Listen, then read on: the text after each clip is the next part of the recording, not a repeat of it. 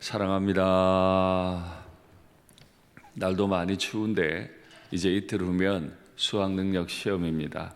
아이들도 아이들이지만 또 부모님들 마음이 얼마나 많이 긴장되실지, 구역장님들 가운데는 또 구역 식구들이 수험생 자녀들이 있을 수도 있겠고, 교사들 가운데도 그런 제자들이 고3이어서 또 눈물로 기도하시는 선생님들도 계신 줄 압니다. 우리가 찬송한 대로 우리의 눈물이 변해서, 우리의 고통이 변해서 기도가 되게 해주실 줄 믿습니다. 저는 지난 금요일에 멜기세덱이 얼마나 위대한 존재인지 설명했습니다.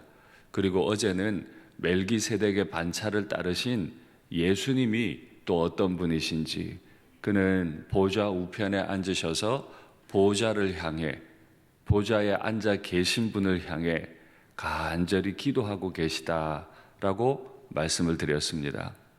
오늘도 역시 그 멜기세덱의 반차를 따라 제사장 되신 분에 관한 이야기를 드리려고 합니다. 우리 예수님은 분명히 살아계신 줄 믿습니다. 우리 예수님은 지극히 크신 분, 그분 보좌 옆에 앉아 계신 분이신 줄 믿습니다. 우리는 이 땅을 살아가면서 참 많은 두려운 일들을 경험합니다. 하늘의 하나님은 하늘에 계시고 우리는 땅에 있다는 생각을 많이 하게 됩니다. 그래서 간혹 우리가 경험하는 어려움 때문에 하늘의 하나님이 너무 멀게 느껴지기도 합니다. 그러다 보니 신자들도 유혹을 당하면 하나님을 떠나려 합니다. 불만 가득한 일이 있으면 하나님을 의심하기도 합니다. 그러나 바로 그 순간에도 하늘에 계신 우리 주 예수님은 우리를 위해 기도하고 계심을 믿습니다. 오늘 본문에서 성경 기자는 우리가 말하는 것의 요점, 지금 멜기세덱까지 이야기하면서 이렇게 길게 설명하고 있는데, 우리가 지금 말하는 것에 요점이 있다. 그 요점은 우리에게 대제사장이 계시다 하는 것이다. 너희는 홀로 있는 게 아니고 분명히 너희를 위해 제물을 드리시는, 제사를 드리시는 대제사장이 계시다는 것이다. 이렇게 유혹이 많습니다. 불만이 많습니다. 그런 세상을 살더라도 우리를 위해 하늘에서 여전히 제사를 드리고 계시는 대제사장이 있다는 사실을 믿으시면 좋겠습니다. 말씀드린 것처럼 흔들릴 때가 있어요. 그러나 우리를 위한 대제사장이 계시다는 믿음 가지고 계시면 좋겠습니다. 그 대제사장은 어디에 계십니까? 그는 하늘에서 지극히 크신 이의 보좌 우편에 계신 자다. 그래서 성소와 참 장막에 계시는 분이시다. 예수님 어디 계시다고요? 지극히 크신 이의 보좌 우편. 거기서 뭐 하신다고요? 섬기시는 이시라. 보통 당시 사람들이 섬기던 우상은 보좌 우편이 아니고 보좌에 앉죠. 보좌에 앉아서 마음껏 권세를 누리는 존재입니다. 그러나 우리가 지금 계속해서 말하고 싶은 분, 우리 예수님은 하늘에 계신데 지극히 크신 이의 보좌 우편에 앉아서 보좌를 향해 기도하실 뿐 아니라 섬기시는 분으로 계신다. 지금 주님은 고통 중에 있는 수험생 자녀들, 고통 중에 계신 그 자녀들의 부모님들, 죄악의 고통 가운데, 유혹 가운데, 불만 가운데, 수많은 의심들 가운데 여전히 주님을 따라야 하는, 어려서부터 들었던 유대교의 수많은 율법들과 기독교를 통해 받게 되었던 복음 가운데서 고민하고 있는 수많은 그리스도인들, 로마의 박해 아래에 있는 수많은 그리스도인들을 위해 지극히 크신 이의 옆에서 부지런히 섬겨주시는 분이시다. 그분이 보좌 우편에서 섬기시는 일을 하시면 결과가 어떻게 될까요? 시편 110편 말씀 확인하시겠습니다. 여호와께서 내 주에게 말씀하시기를 내가 네 원수들로 네 발판이 되게 하기까지 너는 내 오른쪽에 앉아 있으라 하셨도다. 여호와께서 대제사장 되신 예수님을 향해 너는 내 오른편에 앉아 있는데 원수들이 발판이 되기까지, 문나라를 심판하여 시체로 가득하게 하시고 여러 나라의 머리를 쳐서 깨뜨리시며 길가의 시냇물을 마심으로 그의 머리를 드시리로다.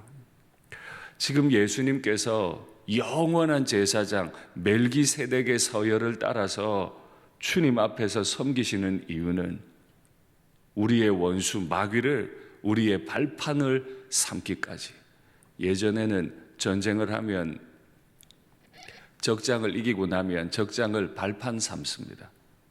적장을 무릎 꿇리고 엎드리게 해서 적장을 발판 삼아 말에 올랐고 적장을 발판 삼아 말에서 내렸습니다. 내가 완전히 전쟁에서 이겼다는 걸 선포하는 방식은 적국에 흐르고 있는 강물, 시냇물을 떠서 마셨어요.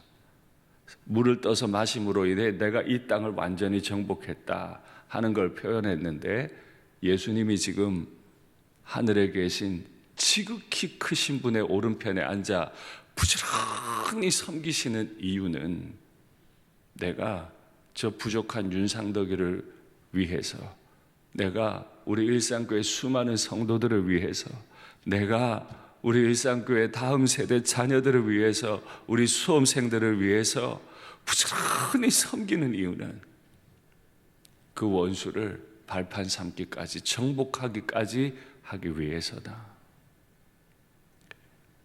이 하늘에 장막이 있다 그랬는데 장막은 하나님께서 지으신 것이고 사람이 지은 게 아니다. 장막을 짓는 이유는 뭐지요? 그 장막에서 무언가 하기 위해서입니다. 그 장막에서 뭐 하죠? 기도하기 위해서입니다. 그런데 그 장막을 누가 지었죠? 주님이 지으셨습니다. 주님이 왜 장막을 지으셨죠? 우리를 위하여 친히 기도하기 위해 당신이 하늘의 장막을 지으셨다. 우리는 우리가 주님 앞에 기도하는 줄 아는데 맞습니다. 그러나 하늘의 장막을 지으신 분은 쉬지 않으세요. 우리는 기도를 놓을 때조차도, 우리는 잠들어 버릴 때조차도 하늘의 장막을 지으신 분은 우리를 위해 기도하기 위해 지으셨고 영원히 계신 분이시기 때문에, 졸지도 주무시지도 않는 분이시기 때문에 지금도 우리와 우리 자녀들을 위해 기도하고 계신 줄 믿습니다. 대제사장으로서 섬기시고 대제사장으로서 기도하시는 그분에 대해 오늘 히브리서 기자가 설명하기를 대제사장마다 예물과 제사드림을 위하여 있나니, 원래 대제사장이 존재하는 건 하나님 앞에 예물을 드리고 그 예물과 함께 제사를 드리기 위해 있다면, 대제사장으로 보좌 우편 장막에 있는 존재 예수님 그도 마찬가지로 드릴 것이 있어야 할지니라. 대제사장이 예물과 제사를 드린다면 예수님은 그 보좌 우편 그 장막에서 뭘 드리고 계실까요? 자신의 피를 드리고 계십니다. 나를 위해서, 우리를 위해서, 우리 자녀를 위해서 하나님 아버지 옆에서 자신의 제물을 올려드림으로 하나님 아버지, 우리 일상교회 자녀들, 하나님 아버지, 고통하는 내 백성들 구원해 주시옵소서, 구원해 주시옵소서 기도하고 계심을 믿습니다. 오늘 히브리서 기자가 재미있는 표현을 사용합니다. 모세가 첫 장막을 지었죠. 모세가 장막을 지을 때 임의로 지은 게 아니라는 거예요. 산에서 보이던 본을 따라 지어라. 모세가 가로 몇, 세로 몇 다 하나님이 주신 대로 다 지었는데 이건 어떤 본이 있었다는 거예요. 그냥 하나님이 즉흥적으로 생각나는 대로 말한 게 아니라 하나님이 먼저 지어놓은 게 있었고 먼저 지어놓은 걸 본떠서 장막을 지었다는 거예요. 모세의 장막이 먼저겠습니까? 예수님이 우리를 위해 기도하는 것이 먼저겠습니까? 그는 영원한 멜기세덱의 반차를 따르는 분, 율법이 있기 전, 모세, 레위지파 모세가 율법을 받기 전 그의 조상 아브라함에게 나타났던 멜기세덱 반차를 따르는 분이기 때문에 예수님이 먼저 계셨다는 거예요. 대제사장이 피 흘리는 성막을 짓기 전에 이미 예수님은 하늘에 먼저 계시면서 그때부터 우리를 위해 간구하시는 분, 그때부터 우리를 위해 대제사장직을 수행하시는 분. 그가 보이신 모범은 흠 없는 자기를 단번에 들이심. 이것이 7장과 9장에 나오는 모세가 본떴던 장막의 모습이었습니다. 말씀을 맺겠습니다. 우리는 고통해서 기도할 수 없을 때조차도 우리 예수님은 하늘에서 우리를 위해 섬기시며 기도하고 계심을 믿습니다. 우리가 기도하기 이전부터 예수님은 우리를 위해 지금까지 기도하고 계심을 믿습니다. 우리 주님께서 기도 가운데서 우리를 이끌어 가실 줄 믿습니다.